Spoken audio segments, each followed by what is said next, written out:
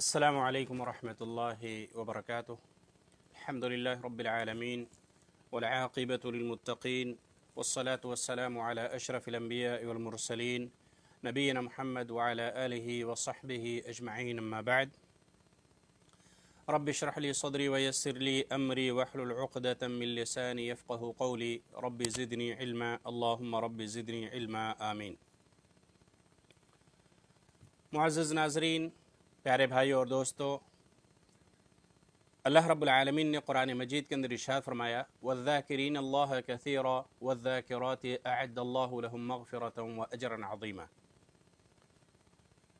جیسا کہ عنوان آپ دیکھ رہے ہوں گے کہ دلوں کی زندگی یہ اللہ کے ذکر میں ہی ہے. دلوں کو جو جلا ملتی ہے، دلوں کی زندگی اللہ کا ذکر کرنے میں ہی ہے. یقیناً آج پوری دنیا کے اندر، خاص طور سے اس لاک ڈاؤن کے اندر، اس لاک ڈاؤن کی زندگی میں، اس کورونا وائرس کی مہاماری میں، جہاں معاشی دباؤ، انتشار اور افراتفری کا جو ماحول ہے، ہر آدمی ڈپریشن اور دباؤ کی زندگی جھیل رہا ہے، محسوس کر رہا ہے، اس کی شکایت بھی کرتا ہے. ایسی صورتحال میں جب ایک مومن جو اللہ کے اوپر ایمان رکھتا ہے، اللہ پر وشواس رکھتا ہے، اللہ کی ذات پہ ہی اس کا ایمان ہے، تو وہ اللہ سے اپنا لو لگاتے ہوئے اللہ کا ذکر کرتا ہے اور اپنے آپ کو زندگی بخشتا ہے، اپنے آپ کو، اپنے دلوں کو زندہ رکھنے کی کوشش کرتا ہے. اور اسی لیے کہا جاتا ہے کہ دلوں کی زندگی یہ کیا ہے؟ یہ اللہ کے ذکر کرنے میں ہی.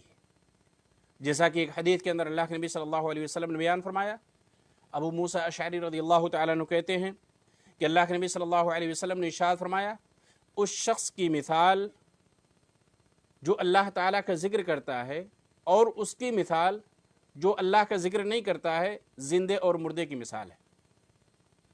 صحیح بخاری اور صحیح مسلم کی روایت ہے. یعنی اگر کوئی شخص اللہ کا ذکر کرتا ہے، اللہ کو یاد کرتا ہے، قرآن مجید کی تلاوت کرتا ہے، نماز پڑھتا ہے اور صبح و شام کے اذکار کی پابندی کرتا ہے، اور اسی طریقے سے جو دیگر اذکار ہیں ان کی پابندی کرتا ہے، تو گویا کہ اس کی مثال زندہ کی مثال، یعنی وہ زندہ ہے. لیکن جو ظاہری طور پہ زندہ تو ہے لیکن اس کا تعلق اللہ سے نہیں ہے، اللہ کا ذکر نہیں کرتا، نماز نہیں پڑھتا، قرآن کھول کر نہیں دیکھتا، قرآن کی تلاوت نہیں کرتا، صبح و شام کے اذکار کیا ہیں اس کی پابندی نہیں کرتا، تو اس کی مثال مردے کی مثال ہے، یعنی اس کا دل مردہ ہے. اس لیے اپنے آپ کو اپنے دلوں میں تازگی پیدا کرنے کے لیے، دلوں کو جلا بخشنے کے لیے ضروری ہے کہ ہم اور آپ اللہ کا ذکر کرتے رہا کریں، اللہ کا ذکر کرتے رہا کریں. اور اللہ کا ذکر اور قرآن بھی اللہ کا ذکر ہے، جیسا کہ اس کے پہلے بیان کیا گیا تھا کہ اللہ کا ذکر بھی یہ کیا ہے؟ قرآن بھی اللہ کا ذکر ہے. وَإِنَّهُ لَذِكْرٌ لَكَ وَلِقَوْمِكَ وَسَوْفَ تُسْأَلُونَ. اور دوسری کا اللہ تعالیٰ نے بیان فرمایا وَإِنَّهُ لَذِكْرٌ إِنَّا نَحْنُ نَزَّلْنَا الذِّكْرَ وَإِنَّا لَهُ لَحَافِظُونَ، کہ ہم اس قرآن کو نازل کرنے والے ہیں اور اس قرآن کو اللہ نے ذکر سے تعبیر کیا ہے. تو قرآن بھی اللہ کا ذکر ہے، قرآن کو بھی پڑھنے کی ضرورت ہے، قرآن کی بھی تلاوت کرنے کی ضرورت ہے، اس لیے قرآن کو پڑھنا چاہیے. اسی طریقے سے اللہ رب العالمین نے متعدد مقامات پر جو اس کے ذکر کرنے والے ہیں، جو اس کو یاد کرنے والے ہیں، ان کی ترغیب دلائی ہے. اللہ رب العالمین نے اور اللہ کے نبی صلی اللہ علیہ وسلم نے کئی جگہوں پر اس کی ترغیب دلائی ہے. قرآن مجید کے اندر اللہ رب العالمین نے بیان فرمایا یا ایھا الذین آمنوا اذکروا اللہ ذکرا کثیرا وسبحوہ بکرۃ واصیلا. اے لوگو جو ایمان لائے ہو، اللہ کا ذکر کرتے رہا کرو، اللہ کا کثرت سے ذکر کرو، اللہ کو کثرت سے یاد کرو، اور صبح و شام اس کی تسبیح بیان کرو. وَسَبِّحُوهُ بُكْرَةً وَأَصِيلًا، اور صبح و شام اس کی تسبیح بیان کرو. اہل ذکر سے اللہ رب العالمین نے مغفرت کا وعدہ کیا ہے. اہل ذکر سے جو اللہ کو یاد کرنے والے ہیں، اللہ کا ذکر کرنے والے ہیں، ایسے لوگوں سے اللہ رب العالمین نے مغفرت کا وعدہ کیا ہے، بخشش کا وعدہ کیا. اللہ تعالیٰ ایسے لوگوں کی مغفرت فرما دے گا، جیسا کہ اللہ تعالیٰ بیان فرماتا ہے وَالذَّاكِرِينَ اللَّهَ كَثِيرًا وَالذَّاكِرَاتِ أَعَدَّ اللَّهُ لَهُم مَغْفِرَةً وَأَجْرًا عَظِيمًا. اور اللہ رب العالمین کا بکثرت یعنی زیادہ ذکر کرنے والے مرد اور ذکر کرنے والی عورتیں، ان سب کے لیے اللہ رب العالمین نے بڑی ہی مغفرت اور بہت بڑا اجر تیار کر رکھا ہے۔ لہم مغفرۃ و اجرا عظیما، اللہ تعالیٰ نے ان کے لیے مغفرت کا وعدہ کیا، ان کے لیے مغفرت تیار کر رکھی ہے اور بہت بڑا اجر اللہ رب العالمین نے تیار کر رکھا ہے۔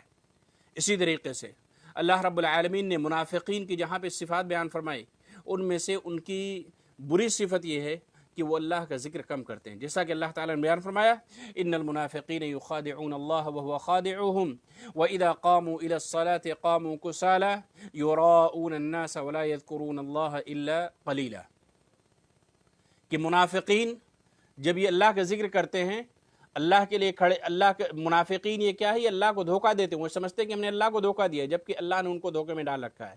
وَإِذَا قَامُوا إِلَى الصَّلَاةِ قَامُوا كُسَالَى، اور جب یہ نماز کے لیے کھڑے ہوتے ہیں تو ان کی نماز کے اندر سستی رہتی ہے، یعنی نماز کے پڑھنے کے لیے وہ ایکٹیو نہیں رہتے، نشیر رہتے ہیں، سستی رہتی ہے، سستی اور کاہلی رہتی ہے۔ یراؤون الناس، اور وہ نماز پڑھتے ہیں تو صرف لوگوں کو دکھانے کے لیے، یہ منافقین کی صفات ہے، لوگوں کو دکھانے کے لیے، ریاکاری کے لیے نماز پڑھتے ہیں۔ وَلَا يَذْكُرُونَ اللَّهَ إِلَّا قَلِيلًا، اور وہ اللہ کا ذکر بہت ہی کم کرتے ہیں۔ اب ظاہر سی بات ہے، زبردستی نماز پڑھتے ہیں، لوگوں کو دکھانے کے لیے نماز پڑھتے ہیں تو اللہ کا ذکر بھی کم کرتے ہیں۔ یہ اہل منافق کی صفات میں سے اللہ تعالیٰ نے ایک صفت یہاں بیان فرمایا، وَلَا يَذْكُرُونَ اللَّهَ إِلَّا قَلِيلًا، کہ وہ لوگ اللہ کا ذکر بس تھوڑا ہی کرتے ہیں، بہت ہی کم اللہ کا ذکر کرتے ہیں۔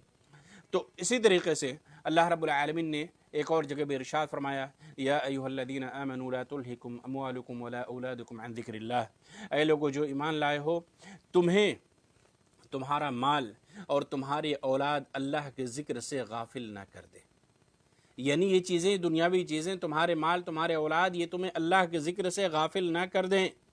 اور جو کوئی یہ کام کرے تو وہی لوگ کیا ہیں، وَمَن يَفْعَلْ ذَلِكَ فَأُولَٰئِكَ هُمُ الْخَاسِرُونَ، اور جن کو یہ چیزیں اللہ کے ذکر سے غافل کر دیں، اولاد، مال، اولاد اللہ کے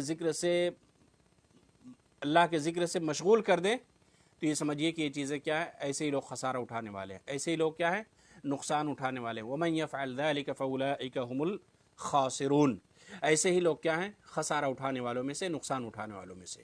اسی طریقے سے اللہ رب العالمین نے بیان فرمایا، فَاذْكُرُونِي أَذْكُرْكُمْ، اس سے بڑا شرف، اس سے بڑا مقام، اس سے زیادہ عزت، اس سے زیادہ تکریم، اس سے بڑا انعام اور کیا ہو سکتا ہے کہ اللہ تعالیٰ نے کہا کہ اگر تم مجھے یاد کرو گے تو میں تمہیں یاد کروں گا۔ اگر آپ اللہ کے ذکر کریں گے، اللہ کو یاد کریں گے، نماز پڑھیں گے، صبح و شام کے اذکار کی پابندی کریں گے، تسبیح، تحلیل، تحمید، تکبیر کہیں گے، تو اللہ رب العالمین آپ کو یاد کرے گا۔ فَاذْكُرُونِي أَذْكُرْكُمْ، اس سے بڑا شرف اور کیا ہو سکتا ہے، اس سے بڑی عزت اور تکریم کیا ہو سکتی ہے کہ آپ اللہ کو یاد کیجئے، اللہ آپ کو یاد کرے گا۔ اللہ جو ارحم الراحمین ہے، اللہ جو خالق ارض و سما ہے، اللہ جو عرش کے اوپر، آسمانوں کے اوپر عرش پر مستوی ہے، جس نے آسمان و زمین کی تخلیق کی، جس نے پوری دنیا کو بنایا، وہ اللہ آپ کو یاد کرے، اس سے بڑا مقام، اس سے بڑی شرف کی بات اور کیا ہو سکتی ہے۔ فَاذْكُرُونِي أَذْكُرْكُمْ، اللہ تعالیٰ نے کہا کہ تم مجھے یاد کرو، میں تمہیں یاد کروں گا۔ تو اللہ کو یاد کیجیے، اللہ تعالیٰ آپ کو یاد کرے گا۔ اور حدیث کے اندر اللہ کے نبی صلی اللہ علیہ وسلم بیان فرمایا کہ اللہ تعالیٰ حدیث قدسی کے اندر کہتا ہے کہ جب لوگ مجھے یاد کرتے ہیں تو میں ان لوگوں کا ذکر اس سے بہتر جماعت میں کرتا ہوں، یعنی فرشتوں کی مکرم اور فرشتوں کی جماعت میں اللہ تعالیٰ ان کا ذکر کرتا ہے جو اس دنیا کے اندر بیٹھ کر اللہ کی یاد کرتے ہیں، اللہ کا ذکر کرتے ہیں، اللہ کو یاد کرتے ہیں، دینی محفل منعقد ہوتی ہے تو اللہ تعالیٰ ایسے لوگوں کا ذکر ان سے بہتر جماعت کے اندر کرتا ہے۔ اس لیے ہمیں اور آپ کو چاہیے کہ ہم اللہ رب العالمین کا کثرت سے ذکر کریں۔ اللہ رب العالمین حدیث قدسی کے اندر ارشاد فرماتا ہے کہ میں اپنے بندے کے گمان کے پاس ہوتا ہوں، جب وہ میرے متعلق کرتا ہے، جب وہ مجھے یاد کرتا ہے تو میں اس کے ساتھ ہو جاتا ہوں، جب مجھے یاد کرتا ہے تو میں اس کے ساتھ ہوتا ہوں، اگر وہ مجھے پوشیدہ طور پہ یاد کرتا ہے تو میں اسے پوشیدہ طور پہ یاد کرتا ہوں، اگر وہ مجھے محفل میں ذکر کرے تو میں بھی اسے محفل میں اس کا ذکر کرتا ہوں جو اس سے بہتر ہوتی ہے، یعنی اس سے بہتر محفل میں اللہ رب العالمین ان لوگوں کا ذکر کرتا ہے جو اس دنیا کے اندر بیٹھ کر اللہ کا ذکر کرتے ہیں، اللہ کو یاد کرتے ہیں۔ صحیح بخاری اور صحیح مسلم کی روایت ہے۔